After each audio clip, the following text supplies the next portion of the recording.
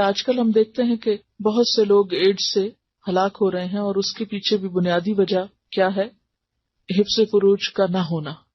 اس میں جو رپورٹس ہیں وہ کہتی ہیں کہ دنیا کا کوئی ایک ملک بھی ایسا نہیں جہاں ایڈز کا کوئی مریض نہ ہو، ہر جگہ ہے.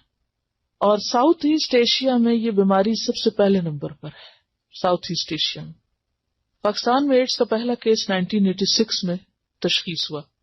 1996 میں یعنی 10 سال بعد 1000 ایڈز وائرس کے مریض سامنے آئے جن کی رپورٹ ہوئی، اور جن کی رپورٹ نہیں ہوئی ان کی تعداد 50 سے 80 ہزار. اور سندھ میں 1996 میں ایڈز کے سامنے آنے والے کیسز کی تعداد 318 تھی، لیکن نہ سامنے آنے والے کیسز کی تعداد کہیں زیادہ تھی. اور دن بدن یہ مرض جو ہے بڑھتا جا رہا ہے، اور اس کے جو اسباب ہیں، اگرچہ وہ بعض اوقات بلڈ ٹرانسفیوژن اور اس طرح کے اس میں بھی مرض منتقل ہو جاتا ہے، لیکن بنیادی سبب جو ہے وہ جنسی بے راہ روی ہے. اور اس میں افسوس یہ کہ لوگوں کو یہ تو نہیں بتایا جاتا کہ یہ حرام ہے یا اللہ کا ناپسندیدہ کام ہے. وہ پریونشن کے طریقے بتا دیتے ہیں اور حرام کو ویسے ہی جائز قرار دیتے ہیں کہ ٹھیک ہے.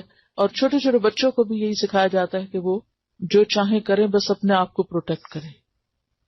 یعنی سیف سیکس جس کو بولتے ہیں. اسلام سیف سیکس کا قائل نہیں ہے، بلکہ وہ کس چیز کا ہے؟ نکاح کا قائل ہے کہ اپنے آپ کو اس بڑے قلعے میں بند کریں اور جنسی بے راہ روی سے پرہیز کریں.